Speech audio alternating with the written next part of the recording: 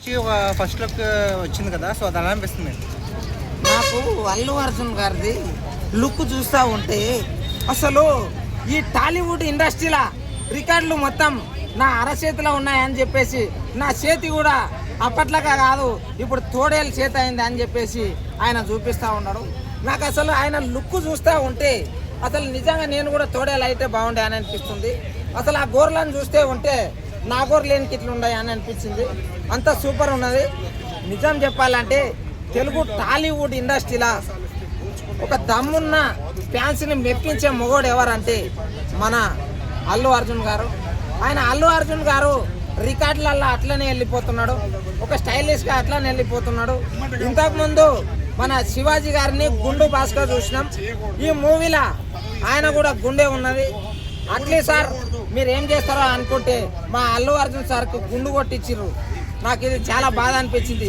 నువ్వు గుండు కొట్టించినా పర్లేదు, కానీ పుష్ప రికార్డులను కూడా మించిపోయేట్లాగా మీరు ఆయన సినిమాని తీర్చిదిద్దాలి అని చెప్పేసి నేను అనుకుంటా ఉన్నా. ఇంకోటి బ్యాక్గ్రౌండ్ మ్యూజిక్ ఎట్లుండాలంటే మన కేజీఎఫ్ సినిమాల, పుష్ప 2 సినిమాల, అరే బాహుబలి 2 సినిమాల, ఇంకా వేరే సినిమాల, ఇంకా అవతల సినిమాలలో ఎట్లెట్లున్నాయో ఇప్పుడు అంతకు మించి ఉండాలి, ఒక రేంజ్ ఉండాలి అని చెప్పేసి నేను అడుగుతా ఉండా.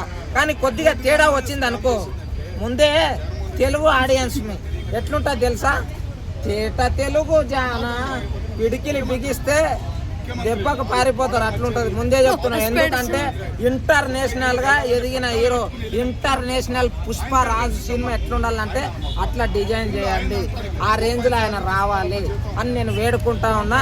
ఆయన డిస్టర్బ్ చేసి కొద్దిగా స్టోరీలా అటు ఇటు అయ్యి మళ్ళీ సినిమా యావరేజ్ అది ఇది అన్నారే అనుకోండి, మంచిగా ఉండదు, మామూలుగా ఉండదు. అన్న ట్రోలింగ్ చేస్తున్నారు, ఆ చేతులు ఏంటి ఏం బాగాలేదు, డిఫరెంట్ ఏం ఉండదు అని చెప్పి అంటున్నారు. బాగాలేదు అనే వాళ్ళకు బాధలు ఎక్కువ ఉంటాయి, బాధలు ఎక్కువ ఉన్నోనికే బద్ధకం ఎక్కువ ఉంటుంది, బద్ధకం ఎక్కువ ఉన్నోనికే ఏమంటారు అది ఒకరిని చూస్తే విసుగు అనిపిస్తుంది చూడు, అలాంటి వాళ్ళు చాలా ఉంటారు. ఇంకోటి చెల్లి ట్రోలర్స్ ఎంతో మంది ట్రోల్ చేస్తేనే ఇప్పుడు ఒక ఓటీల కంపెనీ మన రాజశేఖర్ సారు ఇప్పుడు మళ్ళీ ఫామ్లోకి వచ్చిందంటే ఒకటి అర్థం చేసుకో, ట్రోలింగ్ కూడా ప్రతి మూవీకి ఉండాలి. ఆ ట్రోలింగ్ అనేది ఎట్లుండాలంటే ప్రతి ఒక్కరిని లేపే విధంగా ఉండాలి, పండబెట్టే విధంగా ఉండొద్దు. అర్థమైందా? ఇంకోటి మన అల్లు అర్జున్ గారికి సార్ నిన్న మీకు బర్త్డే విష్ చెప్దామంటే నన్ను గేట్ కాడ నన్ను దొబ్బిర్రు, బయటికేసి దొబ్బిర్రు. అందుకోసమని ఇప్పుడు చెప్తున్నా, హ్యాపీ బర్త్డే సార్, మీరు చల్లగా 100 ఏళ్ళు మస్తు ఉండాలి.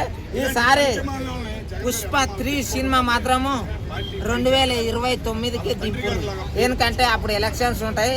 ఒకవేళ జగనన్న వచ్చినా వస్తాడు, ఇక పుష్ప 3 జగనన్న ఒకటిసారి దిగుతాడని నేను అనుకుంటా ఉన్నా. Thank you.